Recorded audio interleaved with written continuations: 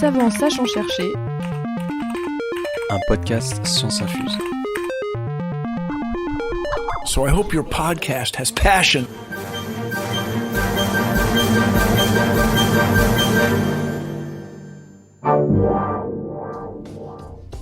Bienvenue dans Savant sachant chercher, savant chasse.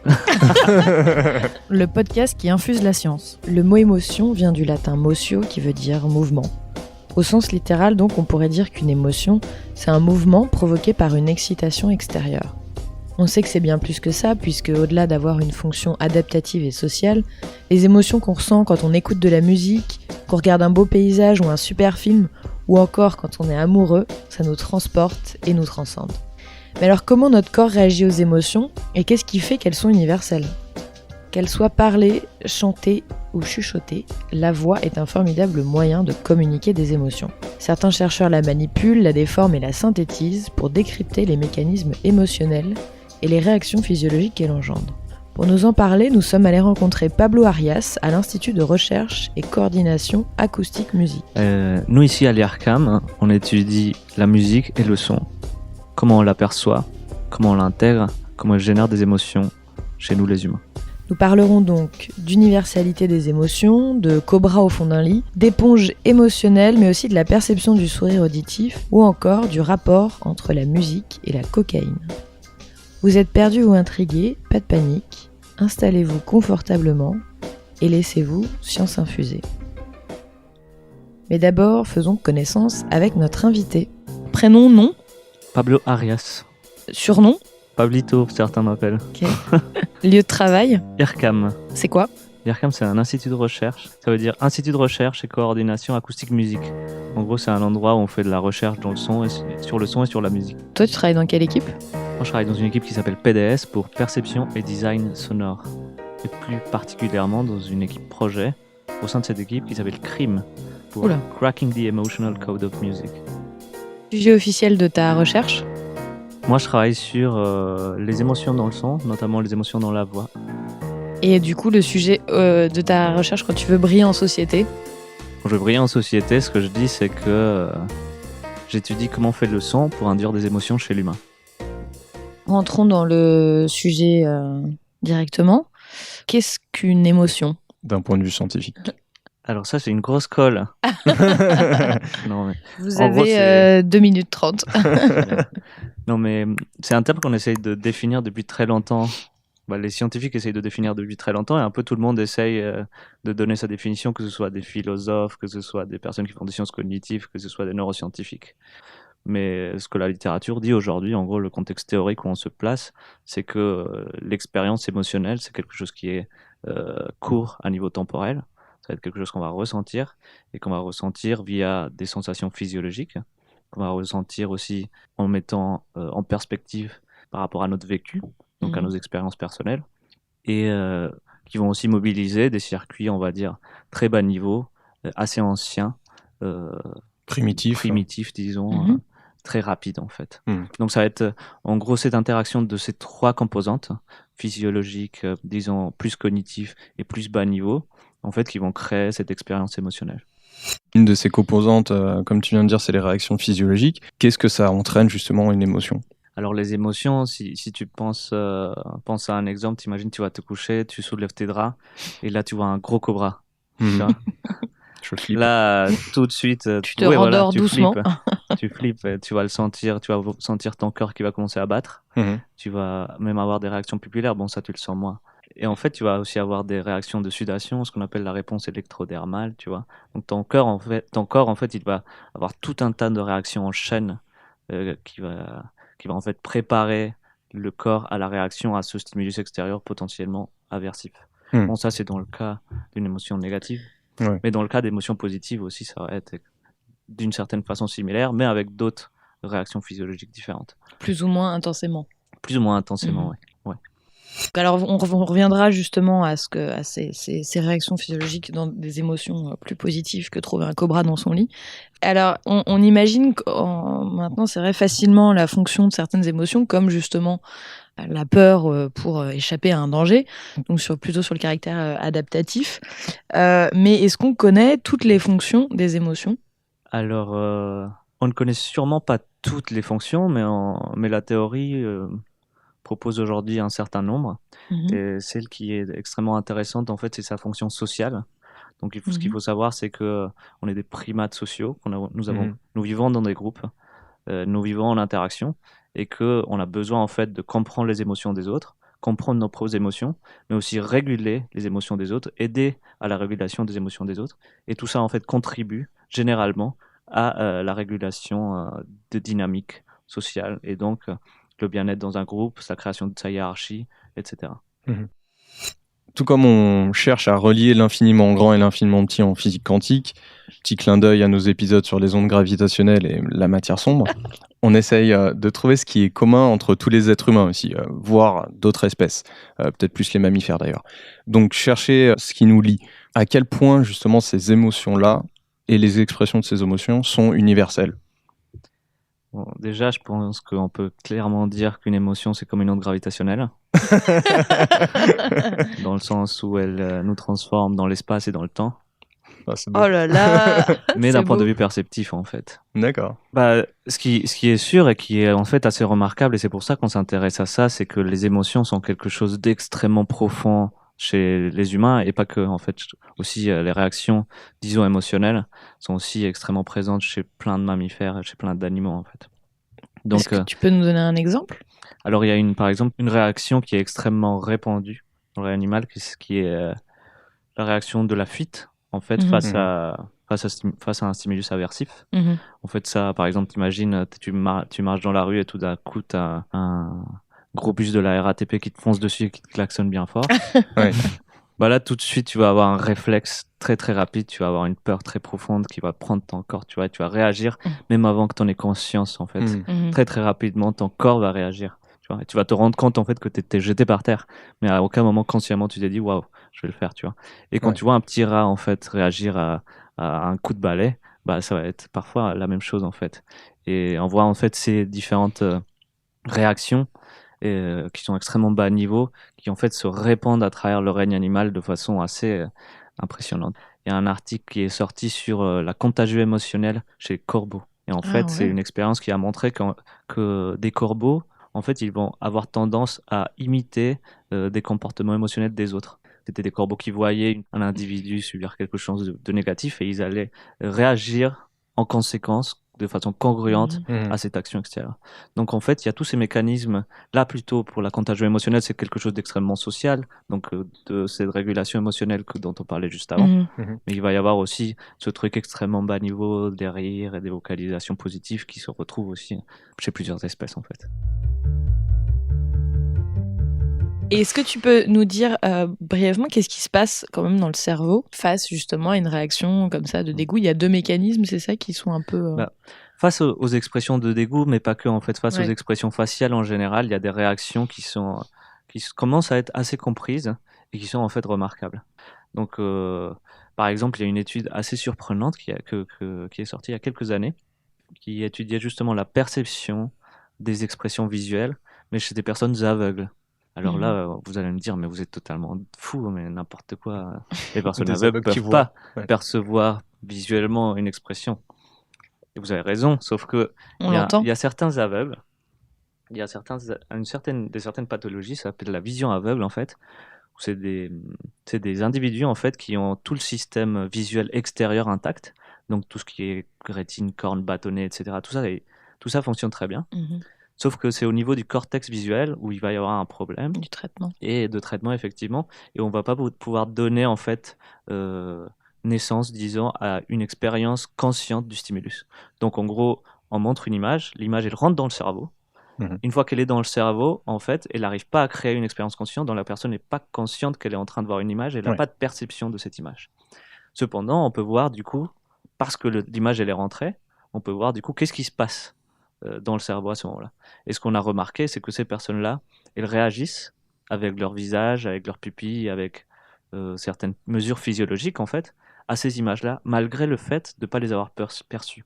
Mhm. Donc ça, c'est vraiment une expérience passionnante qui montre que la perception des expressions émotionnelles du visage, Mhm. en fait, il mobilise des mécanismes qui sont extrêmement bas niveau, comme on disait, Ouais. très rapides, disons automatiques. Et en fait, nous, ou disons les personnes voyantes, en fait, elles vont avoir ces mêmes mécanismes très bas niveau, très primitifs, mais en plus, on va ajouter toute une couche au-dessus qui vient... Un traitement conscient. C'est ça, un traitement plus conscient, beaucoup plus cognitif, en fait, qui va interagir avec ces réseaux, disons, je vais les appeler sous-corticaux, primitifs, amygdaliens. Et juste l'expérience des aveugles, c'est vraiment on les mettait devant des images de personnes qui vont par exemple sourire. Ouais, Cet absolument. Ouais. Et ils commençaient à avoir des zygomatiques par exemple qui commençaient à s'activer alors que... Ouais, absolument. Et c'est là qu'on met en évidence un aspect très primitif de la réponse émotionnelle. Et un traitement automatique et inconscient, ouais. C'est fou. Ici à l'IRCAM, en tout cas dans ton équipe, vous travaillez sur l'aspect donc la perception du son. Donc la voix, c'est un bon moyen, on comprend tous, d'induire et partager ses émotions. Comment on arrive à induire des émotions à travers la voix ? C'est une question large, compliquée, très intéressante. Large parce qu'il y a énormément de dimensions. En fait, on utilise plein de moyens pour communiquer des émotions à travers de la voix. Il va y avoir des moyens purement culturels, en fait. Notre choix de vocabulaire, par exemple. La sémantique. Okay. Mais il va aussi y avoir plein d'autres aspects qu'on appelle plus prosodiques, en fait. Comme par exemple mon intonation, le timbre de ma voix et la vitesse de diction. Okay. Ce qu'on appelle la fréquence fondamentale. Donc la hauteur de ma voix. Okay. Donc tout ça en fait va interagir, ça va être un truc un peu assez multidimensionnel, va me permettre de communiquer différents types d'émotions. Ça c'est les différentes composantes acoustiques de la voix. C'est ça ? Ouais, c'est ça. En gros, la voix, en général, on décrit la voix comme quelque chose d'unique, mais en fait, la voix elle a plein de choses. Quand vous entendez une voix, vous entendez une identité, vous entendez un genre, vous entendez un contenu. Vous pouvez découpler énormément d'informations sur cette voix. Pouvoir dire quel est son âge peut-être, vous allez pouvoir même dire quelle est la taille de la personne, okay, même parfois son origine, etc., etc. On peut découler plein d'informations sociales extrêmement importantes de la voix, dont les caractères émotionnels. Et on utilise effectivement toutes ces caractéristiques acoustiques pour le faire. Donc il va y avoir, pour donner des exemples de caractéristiques acoustiques très importantes, il y a justement l'intonation, il y a le timbre. Le timbre par exemple, c'est ce qui vous permet de reconnaître un piano d'un violon s'ils jouent exactement la même note. Vous imaginez, donc un piano et un violon, ils jouent exactement la même note, mais il y a un, vous savez que c'est un piano, et l'autre, vous savez que c'est un violon. Ça, en gros, ça s'appelle le timbre. D'accord. Ça, c'est le contenu spectral, les fréquences, en fait, la forme des fréquences, elle vous permet, vous, dans votre petit cerveau, même si vous ne savez pas ce que c'est une représentation spectrale ni un spectre de modulation, en fait, de reconnaître que ça, c'est plutôt un violon. Avec le timbre, on va aussi distinguer l'identité d'une personne. Okay, on va pouvoir distinguer un A d'un O. On va pouvoir distinguer aussi, par exemple, les expressions faciales de la personne. On va pouvoir entendre les sourires grâce au timbre de la voix. Après, une autre dimension, c'est la rugosité. La rugosité, moi, je l'adore. C'est totalement fou. Mais en gros, c'est comme mon appareil vocal, il sature. En gros, on a tous, plus ou moins, des cordes vocales qui sont en vibration lors de la production de la parole. Cette vibration, en général, elle est quasi périodique. Donc, elle génère une certaine fréquence fondamentale assez précise. Par contre, plus je force sur le système, plus elles vont devoir vibrer fort. Et à un moment, on va tellement forcer sur le système que ça va saturer. Ça va créer ce qu'on appelle de la rugosité. D'accord. Ce qui est passionnant, en fait, c'est que c'est un phénomène qui arrive chez quasiment tous les animaux qui ont un appareil vocal similaire au nôtre, basé sur des cordes vocales, en fait. Donc, c'est des caractéristiques acoustiques qui vont se retrouver un peu partout sur le règne animal. Un exemple de rugosité, mais peut-être baisser le son. Alors ça c'est ma voix tranquille. Ah, ça c'est ma voix rugueuse.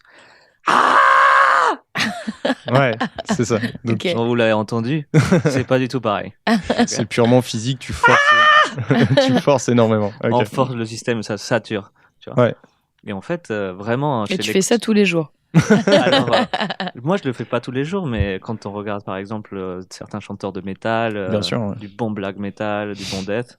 Là, ils gèrent très très très bien la saturation, à tel point que ça devient un moyen de création esthétique, un moyen d'expression artistique en fait. On a appris à l'assimiler à des réactions, en disant de danger. Donc, par exemple, les cris de bébé, ils sont pleins de rugosité, et en plus, c'est dans les zones les plus sensibles de l'oreille, donc tout de suite... Oui. Ça te crispe. Tout de suite, ça te crispe. Bien sûr.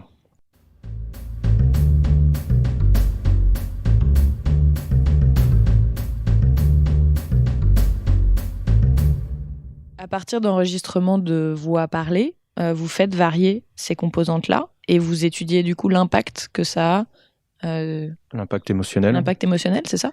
Oui, en gros, c'est ça.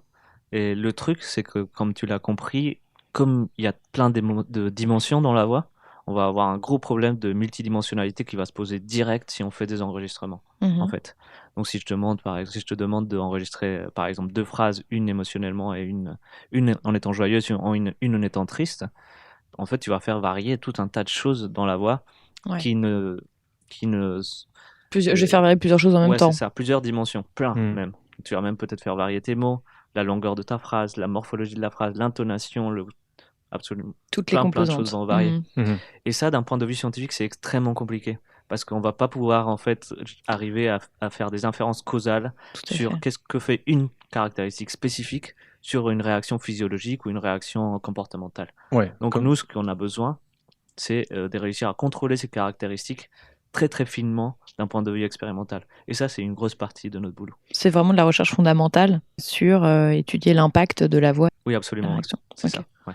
Le principal intérêt d'être ici à l'IRCAM, qui est en fait à la base un institut qui fait plutôt du traitement du signal audio, en fait, plutôt informatique, disons, c'est qu'on va pouvoir prendre les technologies d'informatique de traitement sonore et en fait, avec ça, créer des outils qui vont nous permettre de manipuler les caractéristiques de la voix de façon très fine pour avoir un gros contrôle expérimental et comprendre quels sont les liens causaux entre les caractéristiques acoustiques et les réactions comportementales, émotionnelles, physiologiques, etc. Partez de vraies voix humaines, on va dire, mais derrière, vous induisez un peu des émotions synthétiques à travers ces algorithmes, justement. Exactement, oui. C'est pas un peu bizarre, ça? Alors, c'est bizarre, d'ailleurs, on me dit toujours ça. Ah bon? Ça pose plein de problématiques, en fait. Par exemple, on a une expérience faite dans l'équipe où ce qu'on fait, c'est qu'on a des algorithmes de transformation émotionnelle qui, en fait, transforment les voix dans différentes directions émotionnelles. Et ce qu'on fait, c'est qu'on demande aux participants de venir lire un texte en cabine. Mhm. Et en même temps qu'ils lisent, en fait, ils ont un micro et un casque. Ah oui, et on tu transforme changes. leur voix. Mhm. On transforme leur voix en temps réel. Ah, ils s'entendent le retour de la voix Et ils transformée? entendent le retour de la voix transformée. Sauf que, en fait, la voix transformée, elle est très subtile. Les variations sont sont vraiment Fine. fines. Du coup, la personne, en fait, elle ne se rend pas compte que sa voix est transformée.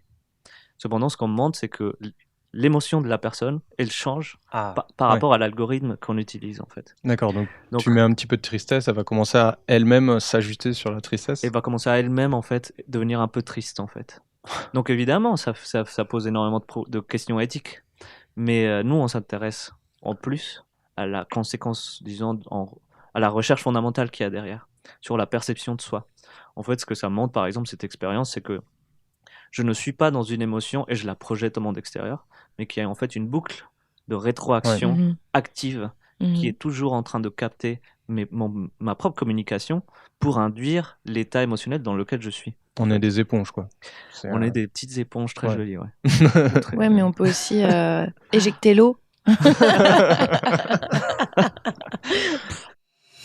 Est-ce qu'on peut avoir des petits exemples Aussi. de comment vous modifiez la voix et nous on a envie de jouer en fait. Est-ce que tu peux nous faire un blind test? Ouais, on peut passer au blind test. Vas-y, Ok, chaud. on branche nos casques. Allez. Ça va être 2 sons, tous les 2 sont transformés. Et il y a presque absolument tout qui reste pareil. Donc un des sons a été manipulé pour augmenter le sourire auditif et un pour le diminuer. Donc à vous de me dire lequel vous trouvez qui sourit le plus. Et petite parenthèse pour nos auditeurs, je vous invite à vraiment là enfiler vos casques. Donc 2 voix à la suite. Laquelle sourit la plus?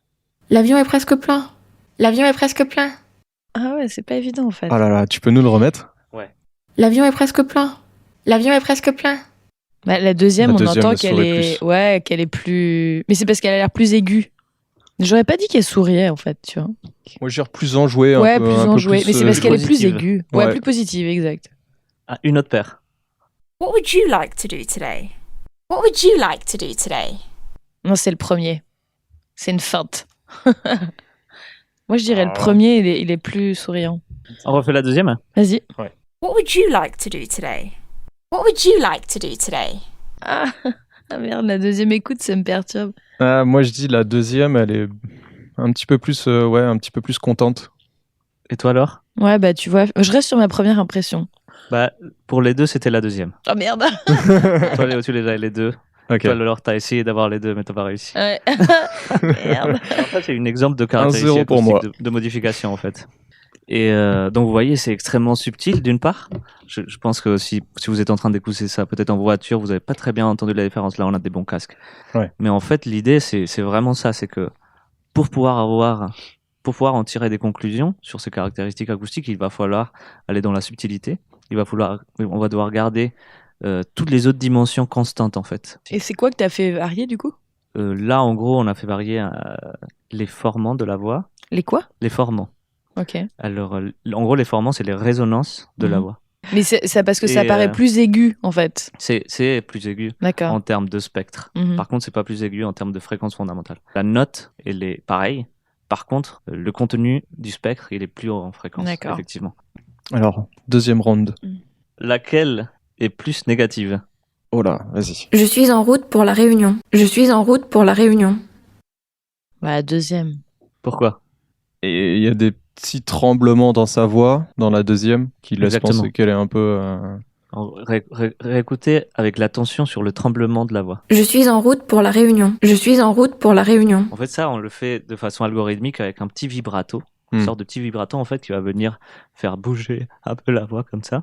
Et ça imite, en fait, mais de façon algorithmique, un Les peu des sanglots, pulsations un peu. de la glotte, un peu, Ouais. qui arrivent, en fait, en général, quand on est... Tu vois. En même temps, t'as vu ce qu'a dit? En route pour la Réunion. Alors là, maintenant, je vais vous montrer des exemples de rugosité, des rugosités algorithmiques, ok? Ce son-là, Celui qui sature ce le jeu-là, plus. il est vraiment pas marrant parce que c'est trop facile. Il nous met la pression.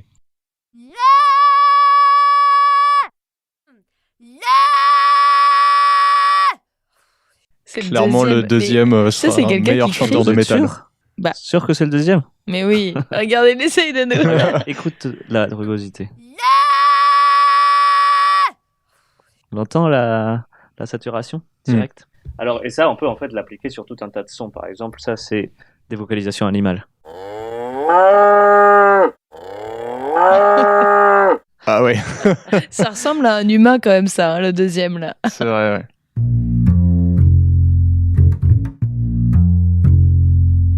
On va faire une petite rafale de questions sur les mesures que vous faites pour voir du coup l'influence de ces composantes acoustiques de la voix sur les marqueurs émotionnels. Grosso modo, c'est tout l'équipement que vous allez mettre sur les patients. Je sais pas si on dit patients d'ailleurs. Non, participants. Participants, pardon. Top, c'est parti. C'est quoi l'EEG? Alors, l'EEG, c'est l'électroencéphalographie. C'est une méthode d'électrophysiologie qui permet de mesurer les réponses cérébrales à des stimulus donnés. Des électrodes qui se posent sur le crâne, en fait, et qui permettent de mesurer l'activité électrique du cerveau. Et c'est quoi l'EMG? Alors, l'EMG, c'est l'électromyographie. Cette fois-ci, c'est des capteurs qui se posent sur la surface, par exemple, de la peau, et qui permettent de mesurer l'activité musculaire. Donc, là, on va les poser, par exemple, sur le visage pour mesurer différentes réactions du visage lors de l'écoute ou de la Comme- perception des différents sons. Comme les zygomatiques. Justement, oui. L'eye tracking, même si on en a déjà défini dans un podcast précédent. Alors, l'eye tracking, il a, disons, deux composantes. L'eye tracking, c'est une façon de capter, de mesurer le mouvement oculaire. Donc, on va pouvoir voir vers où regarde une personne, la direction du regard d'une personne, combien de fixations il fait, combien de temps il fixe une zone spécifique. Mais on va pouvoir aussi regarder la dilatation de sa pupille. Et ça, c'est extrêmement important, la dilatation de sa pupille, parce que dans des conditions d'isoluminescence, donc où la lumière ne varie pas, la taille de la pupille indique la charge cognitive, disons. Donc elle va pouvoir nous donner des éléments sur ce qui est intégré en termes d'information émotionnelle par les personnes. Et la réponse électrodermale? Alors la réponse électrodermale, c'est très simple, en gros c'est la sudation. On mesure à Vous quel point mesurez vos où, mains ça sont moites, Ah ouais. ça va être sur les phalanges des mains, et on mesure à quel point vos mains sont moites. Quand Et ça on- c'est les réactions, en fait c'est quelque chose qui varie tout le temps. En gros c'est le détecteur des mensonges des années 60. Ouais. C'est dès qu'on stresse quelqu'un, hop, la réponse électrodermale elle va augmenter. Donc ils sont très chargés, vos participants. Chargé en Chargé quoi? en quel terme? Chargés en capteur. Et ça dépend des expériences. Parfois, on fait que du comportemental, donc aucun capteur, et on leur demande juste de juger des milliers de sons en paire à la suite.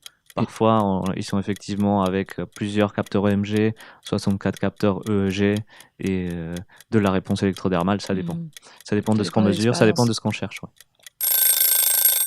Ici, vous vous intéressez au sourire, non pas à l'aspect visuel auquel on pense tous, mais à l'aspect du sourire dans la voix. Pourquoi s'intéresser à ça? Oui, absolument. C'est vrai qu'on pense au sourire comme quelque chose de principalement visuel, mais ce que montrent les expériences, en fait, c'est qu'on est en fait assez bon à reconnaître le sourire dans la voix aussi. Et en fait, ça, c'est super intéressant parce qu'il se trouve que exactement le même phénomène, le sourire dans ce cas, donc la contraction des muscles zygomatiques, il va avoir une conséquence qui est captée par les personnes visuellement, mais aussi de façon auditive. Donc le même phénomène, il va être capté par deux modalités sensorielles différentes. Et ça nous permet en fait de voir à quel point est-ce que le traitement du sourire, il se couple, il est similaire entre les différentes modalités. Ok. Donc par exemple, clairement, ce qu'on fait, c'est des études de électromyographie, comme je vous ai mentionné tout à l'heure avec les personnes qui ont de la vision aveugle, donc qui réagissent au sourire visuel indépendamment de les avoir perçus visuellement. Et ben nous, on va faire exactement pareil, mais cette fois-ci avec des sourires auditifs pour voir à quel point est-ce qu'on a ces mêmes mécanismes-là Donc qui c'est sont pour voir en mobilisés. fait à quel point on mime, enfin ouais c'est ça, on répond en mimant ce qu'on a entendu, Ouais, ouais c'est ça. En gros, ce qu'on a perçu. ce qu'on appelle la mimique ou la contagion émotionnelle, c'est quelque chose de très important théoriquement parlant dans la littérature. C'est quelque chose qui donnerait a priori, qui nous permettrait de développer notre capacité d'empathie, ok, de comprendre l'autre par une mimique interne ou des choses comme ça. Et effectivement, on se demande à quel point est-ce que ces mimiques, en fait, elles sont indépendantes de la modalité sensorielle de stimulation. Ouais, Et à ok. quel point est-ce que je peux activer des Donc, muscles à travers le son, à quel point est-ce que je peux activer des muscles à travers juste une image, à quel point est-ce qu'ils sont couplés, et comment ça se passe en fait dans le cerveau pour que ça arrive en fait. Ouais, donc ici, c'est vraiment de la recherche fondamentale, dans le sens où il n'y a pas forcément un but applicatif, même si j'ai cru comprendre qu'il y avait quand même des choses qui se créent à côté des startups. Le but, c'est quand même d'élargir les connaissances. Oui, absolument. Nous, ce qui nous intéresse en fait, c'est comprendre comment marche l'émotion chez l'humain, et la voix en fait, c'est un moyen privilégié d'aller sonder ces différentes réactions émotionnelles. Et même, en fait, ça peut être utilisé à des fins, disons, plus cliniques. Des personnes dans l'équipe qui travaillent avec des personnes qui ont des AVC, qui ont eu des AVC, du coup, qui ont certains mécanismes du traitement de la parole qui sont affectés. Et on va par exemple leur dire, mesurer la représentation mentale d'une question. Donc très simple. Distinguer si quand je vous dis vraiment, c'est une question ou pas. Donc vraiment, vraiment. Et en fait, on va pouvoir accéder à la représentation mentale de la hauteur, de la fréquence fondamentale de ces personnes-là pour voir comment est-ce qu'elles s'améliorent petit à petit avec les différentes séances de réhabilitation et voir sur quel mécanisme on est en train de jouer en termes de caractéristiques acoustiques. Alors en jouant du coup sur les paramètres auditifs du sourire et en mesurant du coup l'impact que ça, qu'est-ce que toi t'as trouvé? Alors, ce qu'on a trouvé, par exemple, c'est que ces réactions musculaires inconscientes, en fait, elles sont aussi mobilisées quand on entend les sourires. Donc, c'est quelque chose qu'on savait dans la littérature visuelle. Ah, okay. Donc, quand on le voit dans la littérature, on a bien montré qu'il y avait ces réactions extrêmement rapides et bas niveau. Et nous, on a montré que c'était exactement pareil, qu'il y avait le même traitement, en fait, quand on entend ce même comportement, mais de façon vocale. On a aussi du coup étudié l'interaction audiovisuelle des sourires pour voir à quel point est-ce que les caractéristiques vocales et visuelles elles interagissent pour créer un percept multimodal qui contient l'information tant visuelle comme auditive, de quelle façon elle s'intègre, que fait notre cerveau pour intégrer cette information. Et on a étudié aussi la perception des sourires du coup chez les aveugles, mais cette fois-ci pas des personnes avec des visions aveugles, mais vraiment des aveugles congénitaux, donc ils n'ont jamais eu d'entrée sensorielle. À quel point est-ce que eux aussi ils réagissent aux sourires auditifs, à quel point est-ce qu'ils les reconnaissent, à quel point est-ce qu'ils les utilisent. Et il se trouve que ce qu'ils en ont en fait, ils ont les mêmes réactions que les personnes voyantes. Ils les développent de leur côté, disons, ils le développent pas par l'expérience visuelle. En aucune façon, c'est développé par expérience visuelle parce qu'ils en ont pas. Donc ils le développent d'une façon totalement, disons, personnelle, peut-être par proprioception, peut-être par d'autres choses, mais c'est des réactions qui sont sensorielles présentes et c'est des caractéristiques qui sont aussi utilisées par des personnes qui n'ont jamais eu l'expérience visuelle. La question d'Adrien. Je me disais que ça intéressait forcément des grosses entreprises comme Amazon ou Google, avec tous les assistants vocaux qui existent aujourd'hui, donc les Google Home, les Alexa, etc. Parce que j'imagine que mettre de l'émotion dans une voix de robot, ça doit être quelque chose qui les intéresse, j'ai dans l'idée. Est-ce qu'ils sont venus vous voir ? Alors, c'est effectivement quelque chose qui est extrêmement dans l'air du temps. Comme je disais tout à l'heure, nous, notre intérêt principal, c'est la recherche fondamentale, comprendre les mécanismes émotionnels humains. Et cependant, en créant ces technologies-là, effectivement, on a, disons, créé un certain nombre de potentielles applications dans d'autres genres, par exemple la synthèse vocale. Mhm. Il y a des personnes de l'équipe qui effectivement s'intéressent de plus en plus à ça à un point de vue commercial, qui vont peut-être utiliser certains algorithmes, disons, dans ce cadre d'utilisation-là. Donc plutôt applicatif, ouais. La question de l'or. Comment est-ce qu'on étudie l'effet de la musique ? Comment est-ce qu'on sait que la musique induit des réactions émotionnelles qui peuvent être d'ailleurs très fortes ? Comment est-ce qu'on étudie ça ? Parce qu'il y a plein de composantes différentes dans la musique. Oui, absolument. Alors, il y a déjà des études en neurosciences assez classiques où on ne contrôle pas forcément les caractéristiques acoustiques, mais on va juste, par exemple, faire écouter de la musique, de la musique et regarder quels sont les airs qui s'activent par rapport à l'intensité émotionnelle des morceaux, etc. Et là, ce qu'on voit, par exemple, c'est qu'il y a le système de récompense qui est activé de façon assez forte à des stimuli musicaux. Donc, c'est le système de récompense qui est aussi activé dans d'autres... par exemple, quand tu prend bois de la drogue. l'alcool ou quand tu prends de la drogue, donc des choses... un système assez profond. C'est les mêmes mécanismes Disons que en tout cas c'est les mêmes airs, donc ça suggère qu'il y a des traitements qui sont suffisamment communs. D'ailleurs, dans l'expérience émotionnelle aussi, il y a des facteurs physiologiques qui montrent que c'est similaire. Effectivement, évidemment, écouter de la musique, c'est pas la même chose que prendre de la cocaïne. Mais en tout cas, dans l'expérience émotionnelle, il y a des aires du cerveau qui sont impliquées dans le traitement émotionnel des deux. Donc ça, c'est pour ce qui est de l'étude de la musique en global. Maintenant, effectivement, par rapport à ce que je vous disais tout à l'heure sur le contrôle des caractéristiques acoustiques, là, on n'en a pas grand-chose, quoi. Donc, ce qu'on va essayer de faire quand on est dans des situations de laboratoire, c'est qu'on va créer de la musique de laboratoire, en fait. On va faire varier juste un paramètre et on va essayer de faire varier, par exemple, l'expressivité sans faire varier les notes, par exemple. On va essayer de faire varier l'intensité émotionnelle. On va essayer de faire varier des choses comme ça, mais en fait, en ayant des conditions contrôle qui contrôlent pour les différentes caractéristiques acoustiques. Mais c'est en général assez compliqué de réussir à faire des expériences avec de la musique qui soient bien contrôlées en termes acoustiques. D'ailleurs, c'est pour ça en fait qu'on s'intéresse aussi à la voix, parce que c'est plus simple. Le génie de la lampe. Si j'étais un génie et que tu avais un vœu pour faire avancer tes recherches, ça serait lequel ? Moi, j'aimerais bien un poste. Un poste de permanent. Ouais, parce que vous savez, en recherche, on se promène un peu avec des CDD un peu partout. Et toi, tu voudrais être chercheur dans ce... disons que si j'avais un génie devant moi qui avait des postes, je pourrais lui dire bonjour monsieur le génie, je veux une équipe de recherche pour faire plein d'expériences très sympas sur la perception auditive. D'ailleurs, c'est peut-être pas toi le génie, mais peut-être parmi les personnes qui entendent, il y a... Petite annonce. Parce que là, t'es... Ok, super.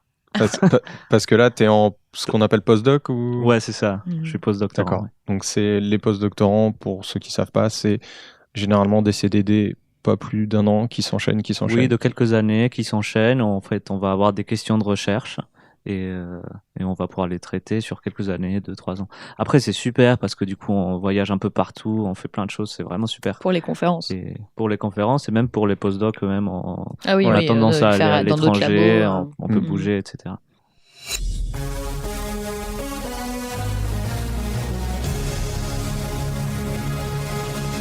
On va voyager dans le temps avec toi si tu veux bien. Pas dans le temps, pas bien loin. Hier, à quoi ressemblait ta journée ? Hier, c'était pas la journée la plus passionnante.